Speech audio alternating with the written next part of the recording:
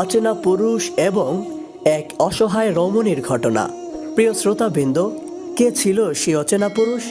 জানতে হলে ভিডিওটি দেখতে থাকুন। আজকের ঘটনাটি সম্পূর্ণ শুনলে আপনার মন ছুঁয়ে যাবে ইনশাআল্লাহ।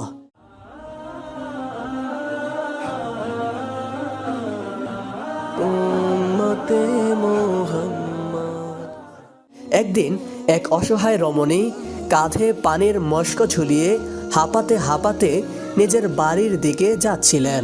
পথে একজন অচেনা পুরুষ অসহায় মহিলার কাছ থেকে মশকটি নিয়ে নিজের কাঁধে ঝুলিয়ে মহিলার সাথে সাথে চলতে লাগলেন। মহিলার ছোট ছোট ছেলেমেয়েরা বাড়ির সামনে দাঁড়িয়ে আছে, তাদের মায়ের আগমনের অপেক্ষায়। এই মাসুম ছেলেমেয়েরা দেখতে পেল যে একজন অজানা লোক তাদের মায়ের সাথে তাদের বাড়ির দিকে আসছেন, আর পানির মশকটি তারই কাঁধে। বাড়িতে এসে অপরিচিত লোকটি পানির মশকটি মাটিতে রেখে মহিলাকে উদ্দেশ্য করে জিজ্ঞাসা করলেন, আপনার অবস্থা দেখে খুব ভালোভাবে বুঝতে পারা যায় যে আপনার ঘরে কোনো পুরুষ লোক নেই, কিন্তু বলুন তো আপনি এভাবে অসহায় হলেন কিভাবে? জবাবে মহিলা বললেন, আমার স্বামী ছিলেন একজন বীর যোদ্ধা। আলী ইবনে আবি তালিব তাকে ইসলামী বাহিনীর সাথে যুদ্ধে পাঠিয়েছিলেন। যুদ্ধে আমার স্বামীর মৃত্যু হয়েছে। এখন এই ছোট ছোট ছেলে মেয়ে ছাড়া এই জগতে আর আমার কেউ নেই। অচেনা লোকটি আর কোনো কথা বললেন না, বরং মাথা ঝুঁকিয়ে ঘরের বাইরে চলে গেলেন। কিন্তু তিনি এরপর শুধু এই অসহায় স্ত্রী লোকটি ও তার কচি কচি শিশু সন্তানের কথাই ভাবতে থাকলেন। রাতে তার নিদ্রা হলো না। সকালে তিনি একটি থলিতে কিছু গোশত, আটা, খুরমা এবং আরও কিছু খাদ্যদ্রব্য নিলেন এবং সে অসহায় রমণীর বাড়িতে গেলেন। দরজায় দাঁড়িয়ে আওয়াজ দিলেন। মহিলা ভেতর থেকে জিজ্ঞাসা করলেন, কে আপনি? অচেনা লোকটি জবাব দিলেন, আমি খোদার সেই বান্দা যে কাল আপনার পানির মশক এনে দিয়েছিলাম। আজ আমি আপনার ছেলে মেয়েদের জন্য কিছু খাবার নিয়ে এসেছি। মহিলা ভেতর থেকে বললেন, হে আল্লাহর বান্দা, আল্লাহ তোমার মঙ্গল করুন। আমার ও আলী ইবনে আবি তালিবের মধ্যে আল্লাহই ফয়সালা করবেন। অতঃপর দরজা খুলে দিলেন। অচেনা লোকটি ঘরের মধ্যে প্রবেশ করলেন। খাদ্য সামগ্রীগুলো মহিলাকে দিয়ে বললেন, আমার মন চাচ্ছে যে কিছু সোয়াবের কাজ করব, অতএব আপনি যদি অনুমতি দেন তাহলে আমি নিজে আটা খামির করে রুটি বানিয়ে দেব, অথবা আমি ছেলে মেয়েদের দেখাশোনা করি আর আপনি আটা খামির করে রুটি বানিয়ে নিন।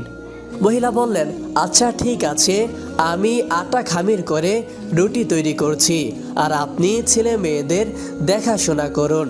তারপর ভদ্র মহিলা আটা খামির করে রুটি তৈরিতে ব্যস্ত হলেন, আর অপরিচিত লোকটি থলে থেকে খুরমা বের করে নিজের হাতে এই ছেলে মেয়েদেরকে খুরমা খাওয়াতে লাগলেন।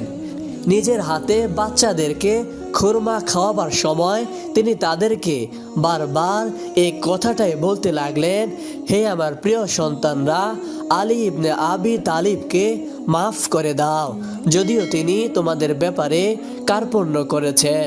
এতক্ষণে আটা খামির হয়ে গেছে। সেই মহিলা ডেকে বললেন, হে আল্লাহর বান্দা, আটা খামির করা হয়ে গেছে, এবার তন্দুর জ্বালিয়ে দিন। অচেনা লোকটি সাথে সাথেই উঠে গিয়ে তন্দুরে আগুন ধরালেন। আগুনের ভাপ তন্দুর থেকে বের হতে লাগলো। লোকটি নিজের চেহারাকে আগুনের কাছে নিয়ে নিজে নিজে এভাবে বলতে লাগলেন, আগুনের তাপের স্বাদ আস্বাদন করো। একজন বিধবা রমণী ও ইয়াতিমের বাচ্চাদের খোঁজ খবর নেবার ব্যাপারে কার্পণ্য করার এটাই শাস্তি। তিনি যখন এই কাজে ব্যস্ত, তখনই প্রতিবেশী এক মহিলা এই বাড়িতে এলো এবং ঘরে ঢুকেই এই অপরিচিত লোকটিকে চিনতে পারল। তারপর সেই বিধবা মহিলাকে বলল, ধিক্কার তোমার প্রতি, তুমি কি এই লোকটিকে চেনো না? তাকে দিয়ে এভাবে কাজ করিয়ে নিচ্ছ। তিনি হলেন আমিরুল মুমিনিন হযরত আলী ইবনে আবি তালিব। সুবহানাল্লাহ। অসহায় বিধবা মহিলাটি হযরত আলী রাদিয়াল্লাহু তাআলা আনহু এর সামনে এসে বলতে লাগলেন, আমি আমার এই কাজের জন্য আপনার নিকট খুবই লজ্জিত। আমি আপনার নিকট ক্ষমা প্রার্থী। আলী রাদিয়াল্লাহু তাআলা আনহু বললেন, না, আমি বরং আপনার নিকট ক্ষমা চাচ্ছি, কেননা আমি আপনার ব্যাপারে খোঁজ খবর নিতে কার্পণ্য করেছি।